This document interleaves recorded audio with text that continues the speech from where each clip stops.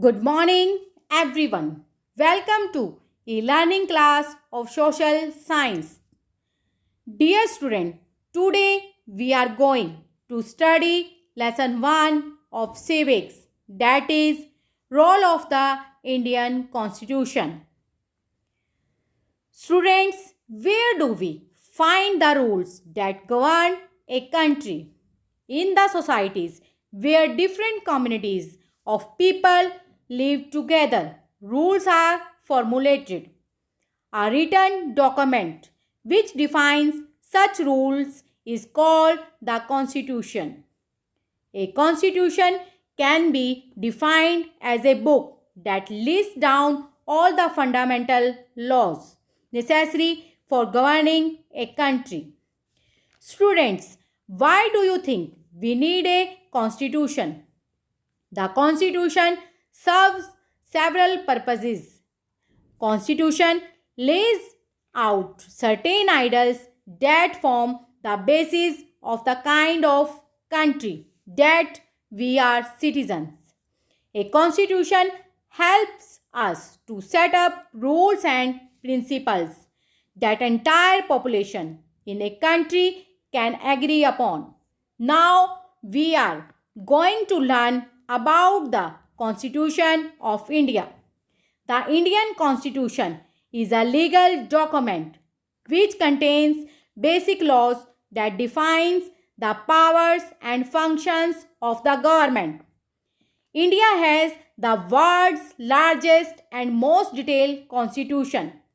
It took 2 years, 11 months, and 17 days for the assembly to finish writing the entire constitution. A drafting committee of the Constituent Assembly framed the Indian Constitution.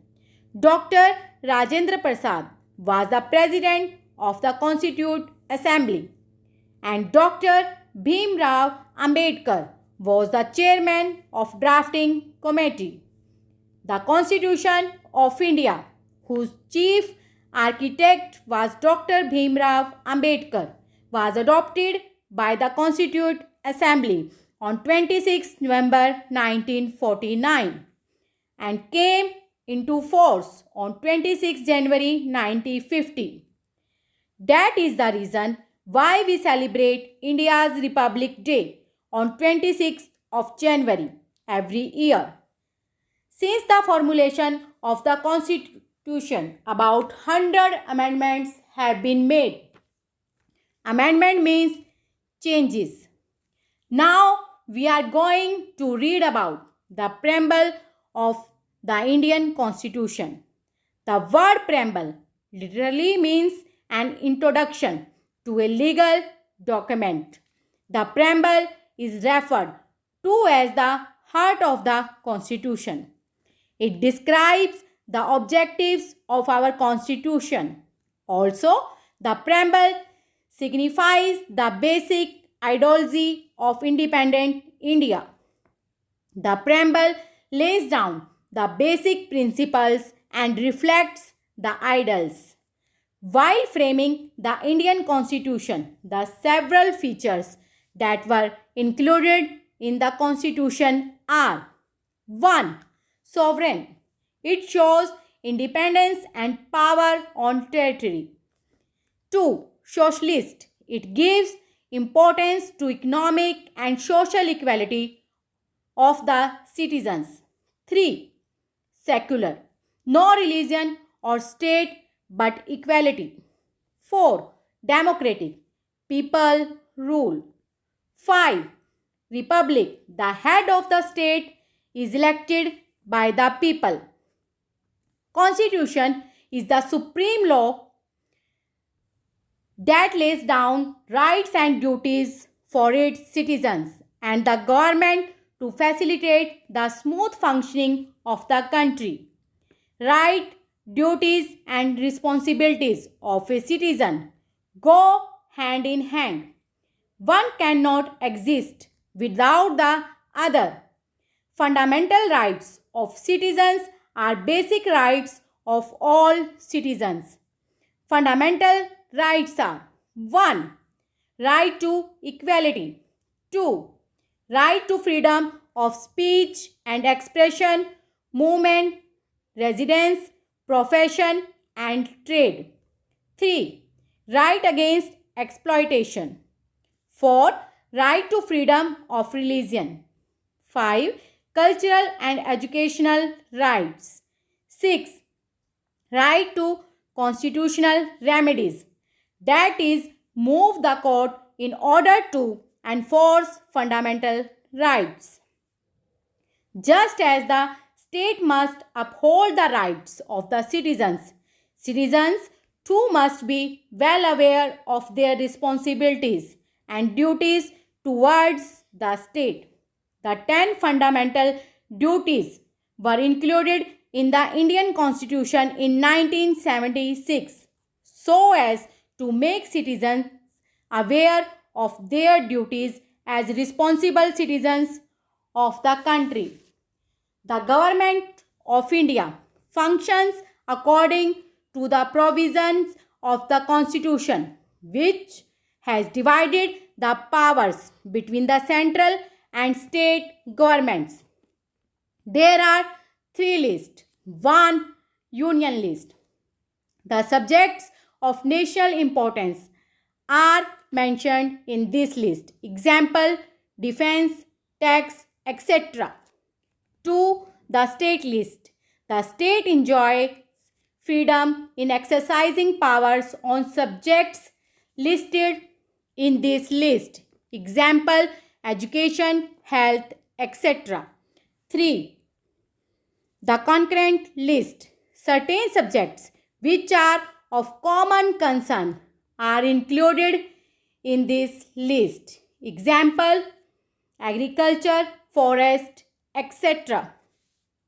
As all of you know, there are three organs of the government. 1. Legislature. The function of the legislature is to make laws. 2. Executive. The executive implements the law. 3. Judiciary. The judiciary provides justice. Now we will read about the parliamentary form of government. The parliamentary system is a system of governance. The legislature of the central government is known as the parliament. The Indian parliament is composed of President, Lok Sabha and Rajya Sabha. Members of the Lok Sabha are directly elected by the people. Elections to the Lok Sabha are held at regular intervals. All political parties contest these elections. The party which gets more than half of seats is considered as the majority party. The candidates directly elected by people become members of the legislature, and the party in majority gets a chance to form government. The leader of the majority party becomes the prime minister. The council of ministers chosen by the prime minister together forms the executive in the parliamentary system of government. In parliamentary system, the executive has a dual responsibility. 1. As an executive, they have to implement laws. 2. As they are the members of the legislature, they also have to fulfill responsibilities of the legislature. The Prime Minister and the Council of Ministers is responsible to the legislature for all their actions and policies. Now we will read about directive principles. These are guidelines that are stated in the Constitution of India, necessary for the framing of laws by the government, but are not enforceable by the courts. These principles apply to the union government, state governments, and the local self-government. Directive principles of state policy relate to social justice, economic welfare, foreign policy, legal matters, and administrative matters of the country. So, student, for a better understanding, read the lesson twice and do bookwork in your book and write question answers in your fair notebook of social science. Thank you and have